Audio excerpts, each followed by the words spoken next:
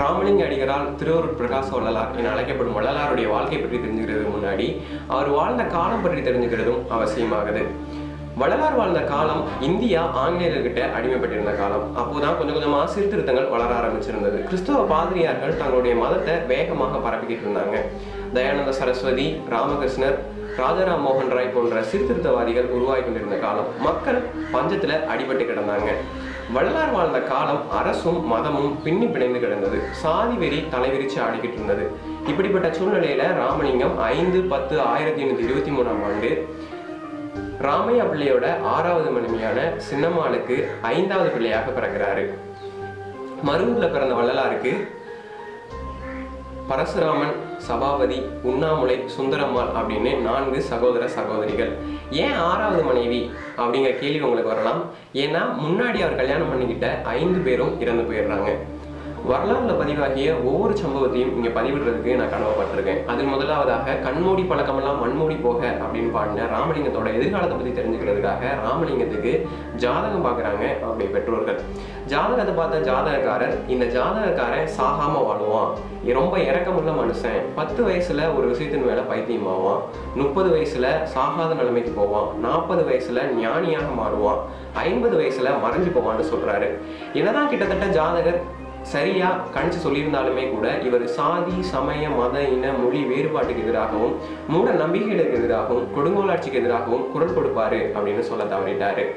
இப்படிப்பட்ட ராமலிங்கத்தோட அப்பா ராமலிங்கம் சின்ன குழந்தையாக இருக்கும் போதே இறந்து போயிடுறாரு. அப்பா இறந்து போனதுனால குடும்ப சுமை முழுவதும் மூத்த மகனான சபாபதி பிள்ளை மேல விழுந்துடுது. ஏதோ ராமையா பிள்ளை கொஞ்சம் படிச்சிருந்ததுனால கணக்கெழுதி பாடம் சொல்லி கொடுத்துட்டு குடும்பத்துக்கு கொஞ்சம் வருமானம் கிடைத்தது. அவர் இறந்து போனது பின்னால அதுவும் இல்லாம குடும்பம் ரொம்ப வறுமையில வாட ஆரம்பிச்சிருது. இதன் பின்னால ஊரை காலி பண்ணிட்டு கொஞ்ச காலம் பாட்டியோட இருக்காங்க. அதற்கு பின்னால பிழைப்பு தேடி சென்னைக்கு போயிடுறாங்க.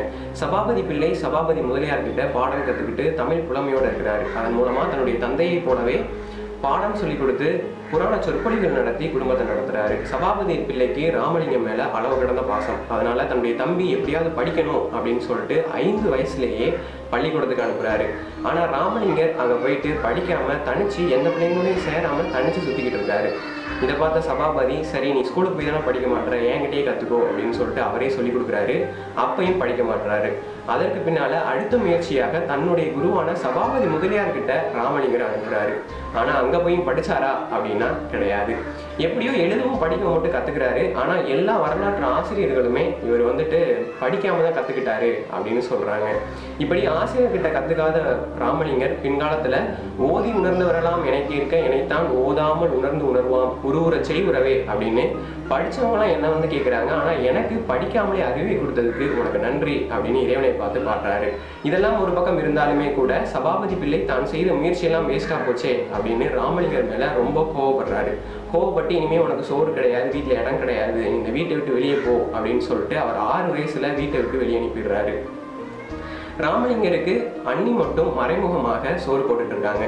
இப்படி ஒரு பக்கம் மறைமுக சோறுமாக போய்கிட்டு இருக்க ஒரு நாள் ராமையா பிள்ளையோடைய திதி வந்தது. அன்னைக்கும் ராமலிங்கம் மறைமுகமாக அந்த ஆறி போன சோறை சாப்பிட்றாரு.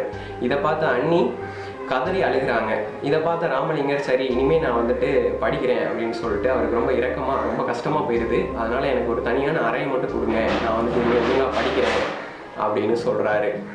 இதற்கு பின்னால ராமலிங்கருக்கு தனி அறையை ஒதுக்கி கொடுத்துட்றாங்க. இப்போதான் ராமலிங்கருடைய ஆன்மீக பயணம் தொடங்குது. வாங்க அந்த பயணத்துல நம்மளும் கலந்துப்போம். ராமலிங்கத்துக்குன்னு ஒதுக்கப்பட்ட அறையில பூவும் ஊதுபத்தியோட போய் தனக்கு முன்னாடி இருக்கிற கண்ணாடியில தன்னுடைய உருவத்தை பார்த்து அதில் கந்த பெருமான் இருப்பதாக உருவகப்படுத்தி 9 வயசுலேயே தன்னுடைய ஆன்மீக பயணத்தை ஆரம்பிக்கிறாரு. அண்ணனும் அண்ணியும் படிக்கிறதுக்காக ஒதுக்கின அறையை பக்தி அறையாகவே ராமலிங்கம் மாத்திடுறாரு. 9 வயசுலேயே இறைவனை நோக்கி கல்லாநாயன் எனினுமனை காக்கும் தாய் நீ, பாரும் விசும்பும் அரியவனை பயந்த தந்தையும் தாயும் தந்தையும் நீ அப்படின்னு இறைவனுக்கு பாமாலைய அந்த வயசுலேயே சொல்றாரு.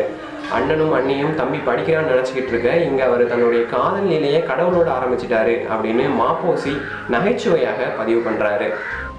இது இப்படி ஒரு பக்கம் போக ஒரு நாள் அண்ணனுக்கும் அன்னிக்கும் இது தெரிய வந்துடுது. அண்ணன் இவன் திருந்த மாட்டான் அப்படின்னு சொல்லிட்டு விட்டுறாரு. அன்னிக்கு இவர் மேல ரொம்ப அதிகமாக பாசம் உருவாகி இவர் வாவென்பார் இன்றி உனதன்பர் என்னை வஞ்சகன் என்றே மறித்து வந்தனா நீ போவென்றாயில் நான் எங்கு போவேன் அந்தோ அப்படின்னு பாடுறத கேட்க ஆரம்பிச்சிடுறாங்க. சபாபதி பிள்ளைக்கு சைவ சமயத்தின் மேலே பற்று அதிகம், அதனால இவர் போகிற போக்கிலே விட்டுறாரு.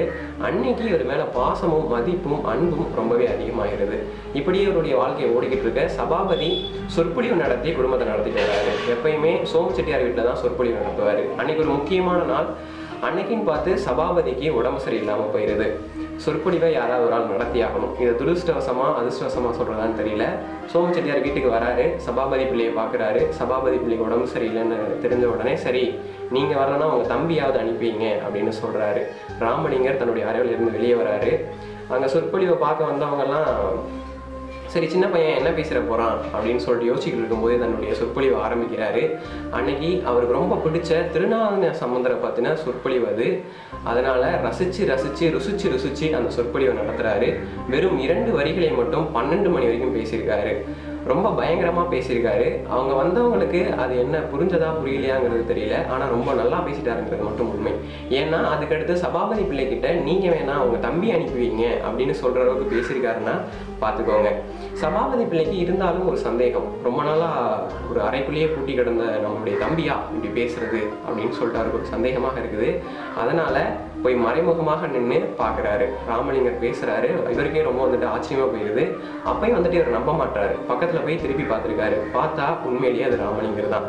அதுலேருந்து தம்பி மேலே இருக்கிற அன்பும் பாசமும் மதிப்பும் ரொம்பவே அதிகமாகிருக்குது. அதுலேருந்து அவருக்கு போடப்பட்ட எல்லா கடிவாளங்களையும் நீக்கிடுறாரு.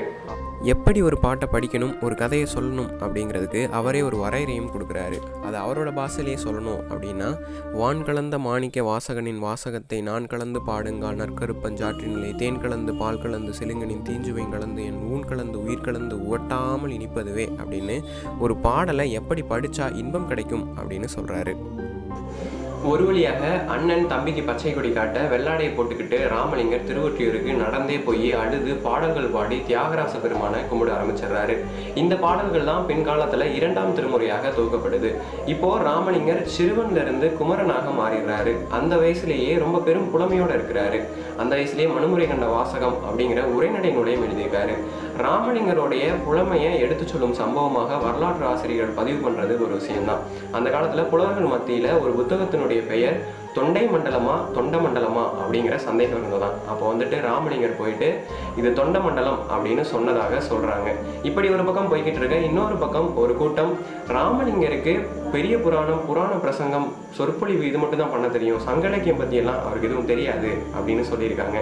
அதுல ஒரு புலவர் கடினமான பாடல்கள் 100 பாடல்கள் எழுதி அதை ராமலிங்கரோட கையில கொடுத்து இது சங்க இலக்கியமா அப்படின்னு கேட்டிருக்காரு. அதை வாங்கி பார்த்த ராமலிங்கர், இல்ல இது சங்க இலக்கியம்லாம் கிடையாது, இதுல பொய்யும் இல்லை புரட்டும் இல்லை, இது ஏதோ ஒரு சின்ன குழந்தை எழுதுனது அப்படின்னு சொல்ல, அந்த நாள்ல இருந்து அந்த நபர் ராமலிங்கருக்கு பெரிய மாணவராக மாறிடுறாரு.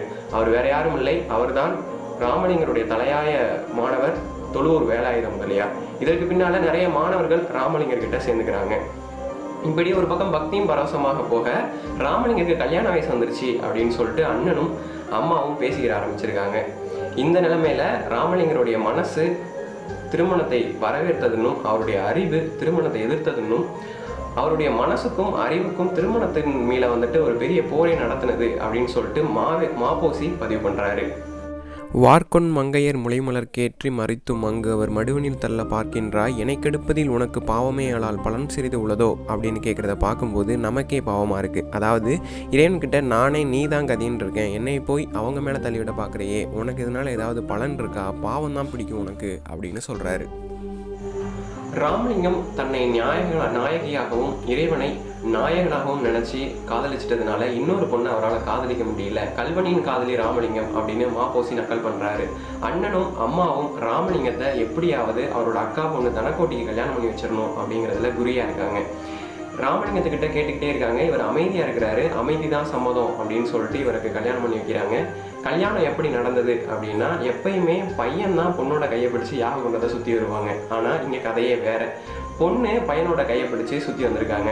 கல்யாணம் தான் இப்படி போச்சு அப்படின்னா, முதலிரவு மோசத்துலேயும் மோசம். ஏன்னா முதலிரவத்துக்கு திருவாசகத்தை எடுத்துட்டு போயிருக்காரு. கல்யாணம் ஆனாலுமே கூட ராமலிங்கம் ஒரு பிரம்மச்சாரியாகவே வாழ்றாரு. பாவம் அவருடைய மனைவி தான். கொஞ்ச காலம் கழிச்சு மொத்தமாக துறவியாகவே தன்னை மாத்திக்கிறாரு. அவங்க கூடயே சென்னையிலேயே ரொம்ப காலம் தங்கி இருக்கிறாரு. மற்றவர்களைப் போல ராமலிங்கரும் ஒரு பெண்ணுடைய வாழ்க்கையை அழிச்சிட்டாரா அப்படின்னா கிடையாது. தன்னுடைய தாயின் இறப்பிற்கு முன்னாடி வரைக்கும் அவர் வீட்டில் ஒரு யாத்திரையாளராக, ஒரு ஆசிரியராக, ஒரு ஓவியராக, ஒரு சொற்பொழிவாளராக தன்னுடைய குடும்பத்தை பார்த்துக்கிறாரு. தன்னுடைய தாய் இறந்ததுக்கு பின்னால தான் முழு துறவியாக மாறுறாரு. என்னதான் ராமலிங்கர் ஒரு துறவியாக இருந்தாலுமே கூட அதை யார்கிட்டையும் வற்புறுத்தலை. தன்னுடைய மாணவர்களுக்கு திருமணம் நடந்த போதெல்லாம் வாழ்த்தும் ஆசியும் சொன்னாரே தவிர ஒரு காலம் எதிர்ப்பு தெரிவித்தது கிடையாது. திருமணத்தை பற்றி ராமலிங்கருடைய கருத்து என்ன அப்படின்னா, மண் பொன் பெண் இது மேலே ஆசை இருக்கிறவங்க மட்டும்தான் சன்னியாசம் போகணும், அது இல்லாதவங்க குடும்ப சன்மார்க்கியாகவே இருக்கலாம் அப்படின்னு சொல்றாரு. இதெல்லாம் அவருடைய கடிதங்கள்லையும் உரைநடைகள்லையும் இருக்குது. ராமலிங்கரோட மனைவியான தனக்கோட்டி அம்மாளும் தான் ஒரு பிரம்மச்சாரியான ஒரு நல்ல மனுஷனை கல்யாணம் பண்ணிக்கிட்டதுல எனக்கு சந்தோஷம் தான் அப்படின்னு சொன்னதாக வரலாறுல பதிவாகி இருக்கு. இது பொய் அப்படின்னு வாதிட்டா வரலாறுங்கிற ஒன்று இல்லவே இல்லை அப்படின்னு தான் சொல்லணும். இந்த காலகட்டத்தில் திருவொற்றியூர்ல இருந்து தன்னுடைய பக்தியையும் பாடல்களையும் கந்தர்கோட்டத்தில் இருக்கிற கந்த பெருமான் மேல பாட ஆரம்பிக்கிறாரு.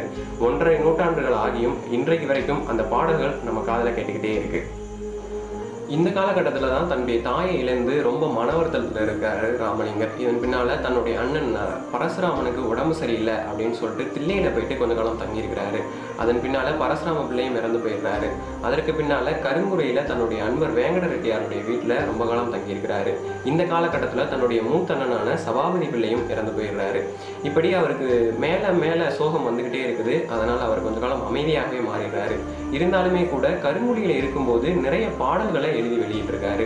இதற்கு பின்னாடி கடலூருக்கு போயிடுறாரு. கடலூர்ல கொஞ்ச காலம் சொற்பொழிவாளராக தன்னுடைய நாட்களை கடந்துக்கிட்டு இருந்திருக்காரு.